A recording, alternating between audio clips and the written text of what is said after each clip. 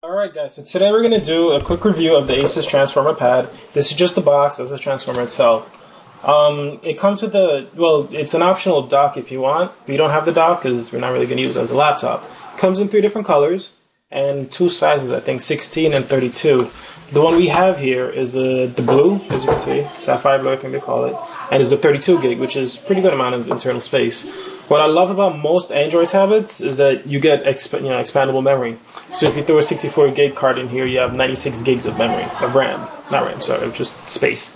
There's a micro SD card, micro HDMI, you have volume control, you have a front-facing camera, a rear-facing camera, and the speakers here. These speakers look very small, but they're actually pretty powerful. And the headphone jack, and the power. And just these docks down here for the keyboard dock, if you get it. So let's move on to the specs. I'm just going to read off the spec sheet really quick. So it's got an NVIDIA Tegra 3 quad core running at 1.2 gigahertz. It's got Android 3.0 and up. The resolution is 1280 by 800. It's an IPS display. Battery life, what they're saying, is about 7 hours 53 minutes, but depending on the use, you could actually get a pretty good amount of time out of this. The screen size is 10.1 inches, which is pretty decent. It's a pretty good size screen. Dimensions is 10.4, 7.1. It doesn't matter. It's super thin, it's super light, and you can just fit into anything that's about 10 in size. It's got all the wirelessness you can need, 8211B, G, N, Bluetooth 3.0. It's got GPS built in. It plays most music files, most video files, most pictures, all the formats you can use. So for the operating system itself and just the way it runs the apps, one thing I like about the lock screen is their ring interface. Once you unlock it, you can just go straight into the camera or just unlock it right away. Their quick menu allows you to actually switch the performance. So depending on what you're doing, there's the high performance we have it on, just the moderate one, the balanced one. The low performance, what I found out though is that on the low performance, it runs pretty damn good. So I don't really have mine on the high performance much. So yeah, that's that. What I wanted to show off really quick is just a game that I just installed really quick. So as you can see, the screen is really bright. It's really responsive. Everything is just snaps really quickly. So yeah, the game I wanted to show off was Dead Trigger. The game itself is built for the Tegra 3, but like I said, I have it on the low performance, so we're going to see how it runs. I paused it on this specific scene, lower the volume, because I want to show how some of the effects are. See, it's on the low performance, yet it's running, pretty good. Firing, no lag, anything. It's pretty quick. So I'm going to walk through some water here. I just want to show that it just shows up on the screen. No lag, firing, everything coming up. Water just looks really sexy. Goes off the screen. The screen size is really good for like an FPS game or just for anything. The YouTube app looks really good. And I think it just went level, yay. So let's go into the YouTube app. On this specific display, everything just looks really good and responds really well. YouTube app looks great on this, and it's just easy to use, easy to search. They give you in this like cylinder type of thing. You're in a can, pretty much, and just go through and search for your stuff. I'm not going to show a video on YouTube here, because it's just going to show how that works. I'm going to show what's next. The camera. You got a front facing and the rear camera. There's no flash on the cameras, but they're still pretty good cameras. I mean, the camera, just if you're in a good light, it's alright, but there's no flash. But that's still okay. They're using a tablet. If you're using, let's say, Uvu or video chatting, it's great for that. One thing I found for this is if you can use, it doubles as a scientific calculator, and it works everything. Let's see. Y equals to X, graph it, and it just works perfectly fine. Get a table. There, you're good. Does good for that. Internet browsing. Where's Chrome? Internet browsing. The screen is kind of nice, really nice. Get everything going. The screen is good. Switch it. It's responsive. The keyboard. What I find, like this on most tablets, it's hard to type like that. So what I do is if I got to type something, I'll just do it like this. Just because I have the screen size set up, I have big hands. I don't know about you guys. I can type easily. Insert stuff that way easily.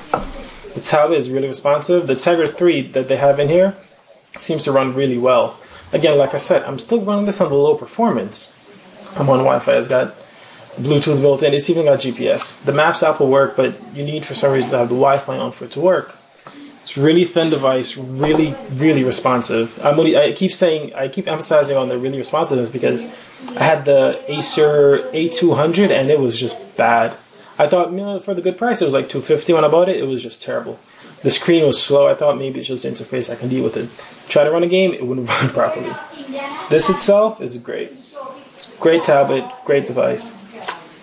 A lot of people keep asking, you know, this in comparison to the iPad. The iPad was made for like, well, I can't say the iPad itself. The iPad is a great device, but iOS was made for people who don't really, I guess, use things that much.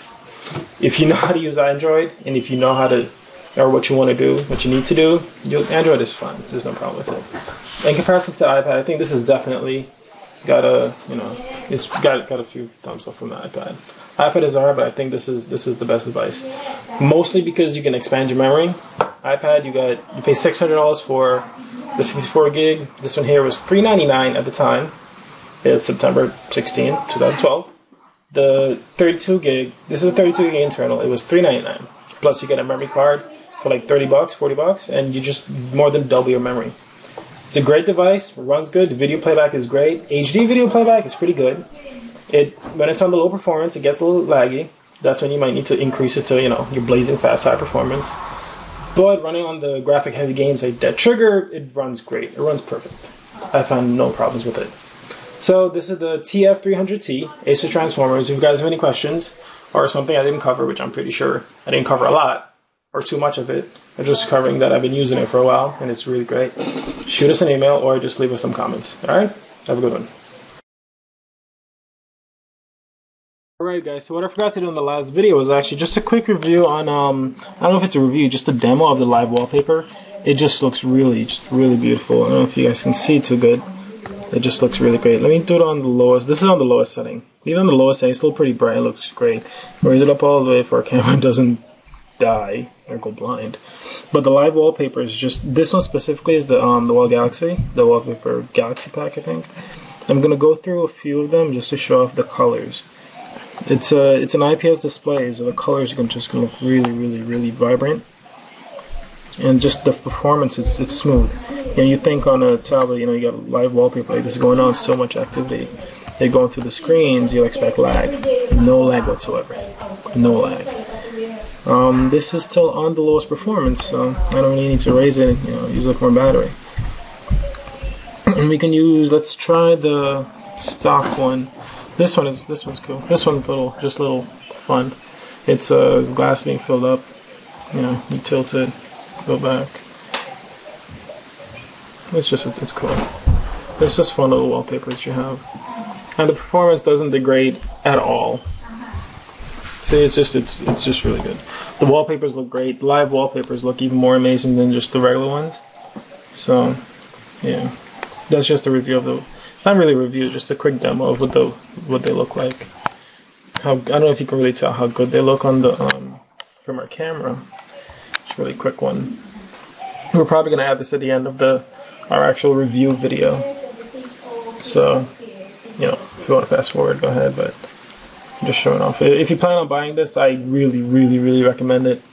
The price we paid was $399, but if you can get it cheaper or anything, just a really beautiful display. Netflix looks great, YouTube looks great, HD videos are great.